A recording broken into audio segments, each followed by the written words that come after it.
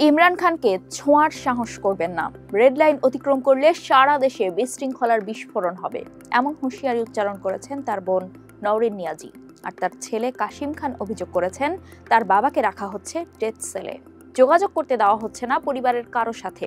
এরই মধ্যে খবর রটেছে কারাগারে হত্যা করা হয়েছে সাবেক এই পাক প্রধানমন্ত্রীকে। এই প্রতিবেদনে খোঁজার চেষ্টা করব এমন অভিযোগের ভিত্তি কি, ইমরান খান কি আসলেই বেঁচে আছেন, কেন তার মৃত্যুর খবর রটেছে। সঙ্গে আছি আমি রুকাইয়া জহির।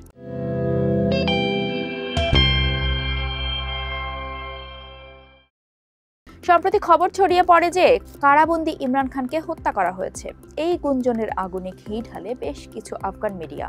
আর তারপর থেকেই সোশ্যাল মিডিয়া থেকে শুরু করে রাজপথে ক্ষোভ উগরে দিতে শুরু করেন তার সমর্থকরা। এরই মাঝে ২৭ নভেম্বর ইমরান খানের ছেলে কাশিম খান বাবার নিরাপত্তা নিশ্চিত করার জন্য জরুরি হস্তক্ষেপের আহ্বান জানিয়েছেন। লন্ডনে বসে দ্য টেলিগ্রাফের সাথে কথা বলতে গিয়ে তিনি বলেন, আদালতের নির্দেশ সত্ত্বেও বাবার সাথে পরিবারের সদস্যদের দেখা করতে বাধা দেওয়া হচ্ছে। তাকে ডেথ সেলে রাখা হয়েছে, যেখানে কোনো ফোন কল, দেখা সাক্ষাৎ, এমনকি আলো বাতাসও পৌঁছাতে পারছে না। সাবেক প্রধানমন্ত্রীকে এমন একটি অন্ধকার কক্ষে রাখা হয়েছে যা সাধারণত মৃত্যুদণ্ডপ্রাপ্ত বন্দীদের জন্য সংরক্ষিত থাকে। তিনি বেঁচে আছেন কিনা বাইরে থেকে তা বোঝার কোনো উপায় নেই। মানসিকভাবে তাকে ভেঙে দেওয়ার জন্য এমন একটি নির্যাতন করা হচ্ছে। এটি পরিকল্পিত নিশ্চলতা। সাবেক পাক ক্রিকেট দলের অধিনায়ক পাকিস্তানকে এনে দিয়েছিলেন বিশ্বকাপ জয়ের আনন্দ। সেই তুমুল জনপ্রিয়তাকে কাজে লাগিয়ে তিনি গঠন করেন রাজনৈতিক দল পাকিস্তান তেহরিক ই ইনসাফ পিটিআই। ২০১৮ সালে বনে যান দেশটির প্রধানমন্ত্রী। ২০২২ সালের ১০ এপ্রিল পার্লামেন্টে অনাস্থা ভোটে হেরে ক্ষমতা হারান ইমরান খান। ২০২৩ সালের মে মাসে তিনি প্রথম গ্রেপ্তার হন। তারপর থেকে দুর্নীতি ও অন্যান্য অভিযোগে ১৪ বছরের কারাদণ্ড ভোগ করছেন। এখন তার পিটিআই দলের সহকর্মীরা বলছেন যে তাদের নেতার সাথে দেখা করতে বাধা দেওয়া হচ্ছে। মাস খানিক ধরে তার খোঁজ নেই। তার সঙ্গে দেখা করার দাবিতে পিটিআই এর শত শত কর্মী আদিয়ালা কারাগারের বাইরে অবস্থান ধর্মঘট করছেন। রাওয়ালপিন্ডির আদিয়ালা কারাগারের বাইরে বিক্ষোভে হাজির হয়েছেন ইমরান খানের ৩ বোন নুরিন খান, আলিমা খান, উজমা খান।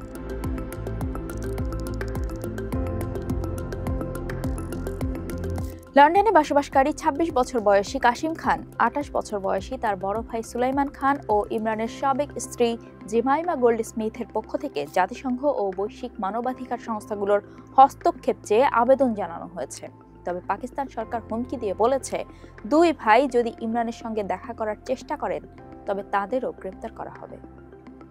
কাশিম খান বলেন, আমি আন্তর্জাতিক সম্প্রদায়, সারা বিশ্বের মানবাধিকার সংস্থা এবং প্রতিটি গণতান্ত্রিক কণ্ঠকে জরুরি ভিত্তিতে হস্তক্ষেপের আহ্বান জানাচ্ছি।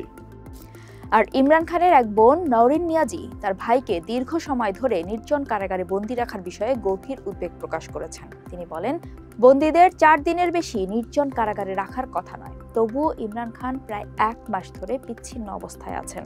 তিনি আরো বলেন, খানের একটি বার্তাই তার সমর্থকদের একত্রিত করার জন্য যথেষ্ট হবে। ইমরানের এক বাক্যে তার কর্মীরা জেলের দরজা ভেঙে তাকে উদ্ধার করবে। দেশের বর্তমান অবস্থাকে তিনি পাকিস্তানের ইতিহাসের সবচেয়ে অন্ধকার যুগ হিসেবে বর্ণনা করেন এবং পরিবেশকে হিটলারের শাসনের চেয়েও খারাপ বলে তুলনা করেন। তবে এসব গুজব বলে উড়িয়ে দিয়েছে কারা কর্তৃপক্ষ। এদিকে গুজবের পেছনে কি থাকতে পারে এবং কেন পাকিস্তান সরকার সাবেক প্রধানমন্ত্রীর কোনো ছবি প্রকাশ করছে না, সেই সম্পর্কে গুরুত্বপূর্ণ তথ্য দিয়েছেন ইমরান খানের সাবেক এক সহযোগী। ভারতীয় গণমাধ্যম ইন্ডিয়া টুডেকে দেওয়া সাক্ষাৎকারে তার সরকারের তথ্যমন্ত্রী হিসেবে দায়িত্ব পালনকারী ফাওয়াদ চৌধুরী বলেছেন, এই গুজব মূলত আফগানিস্তানের সৃষ্ট। এটা পাক আফগান মিস ইনফরমেশন ছড়ানোর একটি অংশ। কারণ গত সপ্তাহের শুরুতে আফগান টাইমস সহ আফগানিস্তানের বেশ কয়েকটি সোশ্যাল মিডিয়া হ্যান্ডেল দাবি করেছিল যে ইমরানকে রাওয়ালপিন্ডির আদিয়ালা কারাগারে হত্যা করা হয়েছে। অভিযোগ তোলা হয়েছিল যে পাকিস্তান সেনাপ্রধান আসিম মুনির এই ষড়যন্ত্রটি করেছিলেন।